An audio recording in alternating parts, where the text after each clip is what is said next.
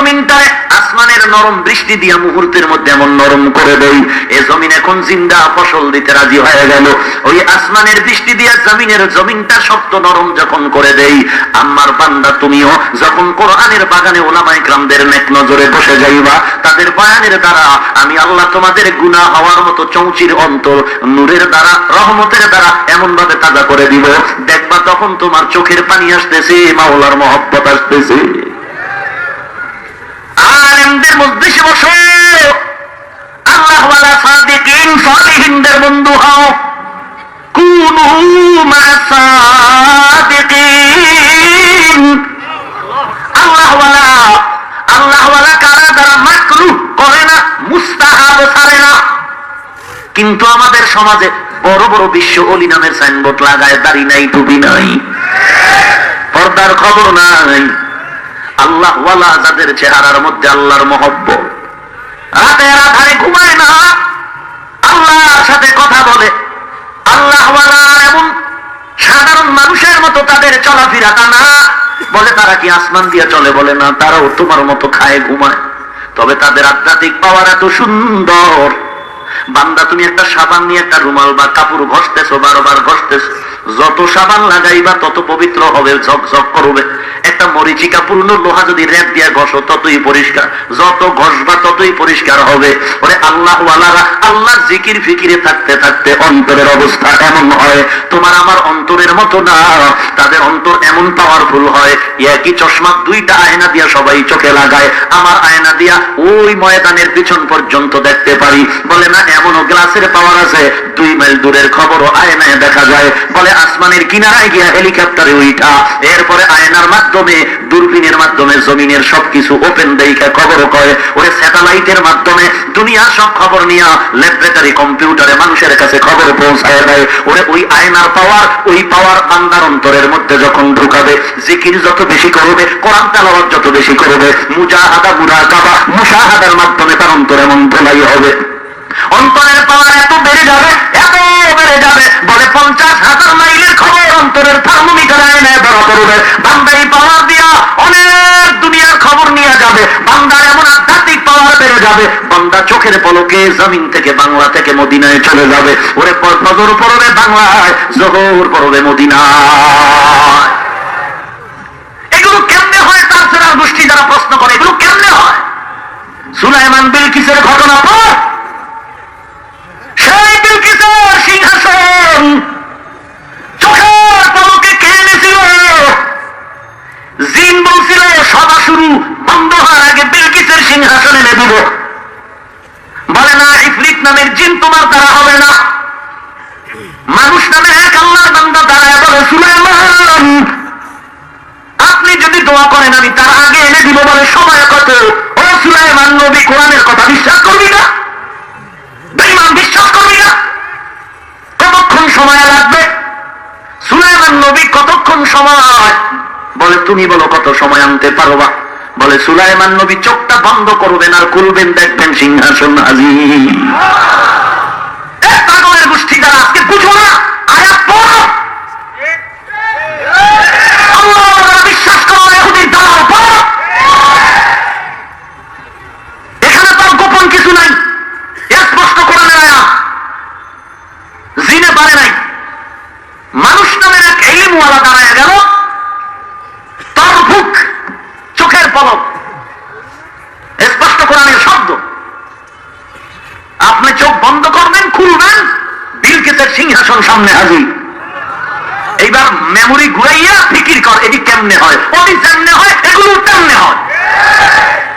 কপাল পড়া দালাল কোথাকা। আজকে গোটা দেশকে ধূম্রজাল সৃষ্টি করে মানুষকে বিভ্রান্ত করতেছে। বলে রসুলের যুগে যা ছিল না তা মানি না, নবী যা করেন নাই তা করবো না, নবী যা করেছেন তাই করব। নবীর যুগে মাযহাব ছিল না, মাযহাব মানবো না। না বাবা, মাযহাব ছিল, 1000 বার বলবো মাযহাব ছিল। যদি বলো ছিল না, আমি বলবো মাযহাবের ব্যাখ্যা এখনো তুমি জানো না। এরপরও যদি 1 মিনিটের জন্য মেনে নেই, তাহলে আমার একটা প্রশ্নের জবাব এই জনতার কাছে রেখে যাই। ভুলে গেলে রেকর্ড করে রাখেন, তাদের থেকে জবাব জানাই, আমারে জানাই। প্রশ্ন হলো, রসুলের যুগে যা ছিল না তা যদি মানা না যায়, আল্লাহর কসম, আল্লাহর কসম, আল্লাহর কসম, কসমের কথা বিশ্বাস না করলে তার ইমান দুর্বল। রসুলের যুগে বর্তমানে 30 পারা ভলিউমের কোরআন এমন ছিল না। নবীর যুগে কোরআন ছিল হাত দিতে লেখা, চামড়ায় লেখা। রসুলের যুগে এই রকম সাজানো কোরআন ছিল না। ওসমান রাদিয়াল্লাহু তাআলা আনহুর যুগে কোরআন এভাবে সাজানো হলো। বলো তুমি রসুলের যুগে যদি তুমি যা ছিল না তা মানবা না, বর্তমানের সাজানো কোরআন মানো কেন? ওসমানের যুগের সাজানো কোরআন যদি মানতে পারো, ওমরের যুগের 20 রাকাত তারাবি মানতে তোর অ্যালার্জি কেন? চিকিৎসা কর, আল্লাহওয়ালার কাছে গিয়ে অন্তর ধোলাই করো। আল্লাহ আমাদের হেদায়েত দান করুন। আল্লাহর কসম, রাসূলের যুগে যে কোরআন ছিল সেই কোরআনে নকতা ছিল না। বলো তুমি নকতা আছে হযরত বিন ইউসুফের জামানায়। রাসূলের যুগে যা ছিল না যদি তা মানবা না, তাহলে নকতা ছাড়া কোরআন পড়ো। তুমি পড়বা দূরের কথা, তোমার কবরের 14 পুরুষ ডাকলেও তো পড়তে পারবে না। রাসূলের যুগে যদি না থাকার কারণে মানবা না, তাহলে নকতা ছাড়া কোরআন পড়ো। নকতাওয়ালা কেন কোরআন পড়ো? নকতাওয়ালা কোরআন যদি মানতে পারো মুসলমান, তাহলে জুমার 2 বার আযান মানতে অসুবিধা কোথায়? আল্লাহ আপনি হেদায়েত দান করুন। আমরা বেদুবের মতো গালাগালি করব না, গালি দেওয়া হারাম, কবিরা গুনাহ। শালীন ভাষায় বলার চেষ্টা করি, এরপরেও জিহ্বার কোনো ব্রেক নাই। বের হয়ে গেলে অগ্রিম ক্ষমা চেয়ে নিলাম। মায়েরা আমার, রসুলের যুগে যা ছিল না তা মানা যাবে না। আল্লাহর কসম, রসুলের যুগে আল্লাহর কসম বুখারী নামের কোন হাদিসের কিতাব ছিল না। রসুলের যুগে মুসলিম শরীফ নামে হাদিসের কিতাব ছিল না। নবীর যুগে তিরমিজি শরীফ নামে কোন হাদিসের কিতাব ছিল না। সিয়াসিত্তা নামে কোন হাদিসের কিতাব ছিল না। মানো কেন? নবীর উম্মত, নবী যা করেন নাই তা করবা না। আল্লাহর কসম, নবী দাড়ি কাটেন নাই, তুমি কেন কাটো? আল্লাহর কসম, নবী শার্ট প্যান্ট টাই পরে নাই, তুমি কেন পরো? আবার হিরো দাবি করো। আল্লাহর কসম, আমার নবী কোনদিন ইমামের পেছনে মুক্তাদি হইয়া নামাজ পড়ে নাই, তুমি কেন পড়ো? নবী কোনদিন ইমামের পিছনে নামাজ পড়ছে? কম দি প্রশ্নের জবাব চাই সবার কাছে। ভাইরা আমার, নবী যা করেন নাই তা করবো না। নবীর উম্মত, নবী কোনদিন বেপরদায় চলেন নাই। তুমি ম্যাডাম গো সামনে নিয়া মজার মজার লেকচার দাও কোন তরিকায়? কথা বলেন না কেন? আল্লাহ হেদায়েত দান করুন। নাকি দিয়ে একটা গালি দেবো? হালাল না হারাম? সগীরা গুনাহ না কবিরা গুনাহ? আল্লাহ আমাদের জবান হেফাজত করার তৌফিক দান করুন। আসলে আল্লাহর ভয় নাই, কবরের চিন্তা নাই, চোখের পানি নাই। চ্যালেঞ্জ করে বলছি, যত বড় পাগড়িওয়ালা হোক না কেন, চোখের মধ্যে যদি পানি না থাকে, ওর অন্তরটা পাথরের মতো শক্ত, আর শক্ত অন্তরের জবানের কথাও হবে শক্ত। রাসূল যা করেছেন তাই করবি। নবীজি 2 রাকাত নামাজে সারা রাত কাটাইছেন, কেন ঘুমাও? নবীজি জীবনে ভাত খায় নাই, তুই কেন ভাত খাও? নবীজি ভাত খাইছে, রুটি খাইছে, খেজুর খাইছে। কি? আল্লাহ আপনি হেদায়েত দান করুন। নবীজি যা করেছেন তাই করবেন। নবীজি 9টা বিয়া করছেন, কয়টা করেছে পণ্ডিত? নবীজি কয়টা করছেন? নবী যা করছেন আপনি তাই করবেন। পাগলামি বাদ দিয়া মুরব্বি মাইনা চলার চেষ্টা করেন, কাজে লাগবে। গরু যদি মুরব্বি হারা চলে, তাহলে ওই যেখানে মন চায় ফসল খাবে, জরিমানা হবে, জেলখানায় যাবে, আর বেতের বাড়ি বোনাস। ভাইরা আমার, মায়া নবী যা করেছেন তাই করব কথাটা এমন না। একটু শব্দ বাড়ায় দিলে সমাধান হয়ে যায়, আর ঝগড়া থাকে না। কি কথা? নবীজি যা করেছেন আমরা তাই করব কথাটা এমন না। একটু বাড়ায়া বলবেন, নবী যা করতে বলেছেন আমরা তাই করব। আর ঝগড়া থাকে? নবী যা করতে বলেছেন আমরা তা করব, যা বলেন নাই তা করব না। মা আতাকুমুর রাসূলু ফাখুযু ওয়া মা নাহাকুম আনহু ফান্তাহু। আল্লাহর কসম, দুনিয়াতে কিয়ামত পর্যন্ত কোন মানুষ পুরো হাদিস মতো চলতে পারবে না। সমস্ত হাদিস মানার ক্ষমতা দুনিয়ার কারো নাই। অতএব হাদিস মানি বললে কথাটা ভুল হবে। হাদিস মানো কয়টা, এর সংখ্যা আগে স্পষ্ট করো। পুরা হাদিস মানো নাকি মনে যেটা চায় সেটাই মানো? এটা স্পষ্ট করতে হবে। বলে আস্তে আমিন বলার হাদিস, জোরে আমিন বলার হাদিস, মানুষ জোরে জোরে আমিন বলো। ভাইজান আস্তে বলার তো হাদিস আছে, আমরা তো কোনোদিন দ্বন্দ্ব করি নাই। আপনার যদি এই জমিনে জোরে জোরে আমিন বলার শখ লাগে, আলাদা মসজিদ বানায় ফাদায় দাও, কিন্তু আস্তে আমিন বলাওয়ালাদের মাঝে গিয়া কেন ঝগড়া লাগাও? এটা ইহুদিদের চক্রান্ত ছাড়া কিছু না। তোমার যদি আমল করতে কষ্ট লাগে, 20 রাকাত পড়ার টাইম না কষ্ট বেশি, তাহলে আলাদা মসজিদ বানায় সেখানে 8 রাকাত পড়ো, ঝগড়া নাই ঝগড়া নাই। হিন্দু তো ঘরের সামনে তুলসী গাছ লাগায় পূজা করে, আমরা তো কেউ বাধা দিলাম না। ওরা তো আমাকে মসজিদে এসে ভেজাল লাগায় না, ভেজাল লাগাইলে তো জবাই করে ফেলতাম।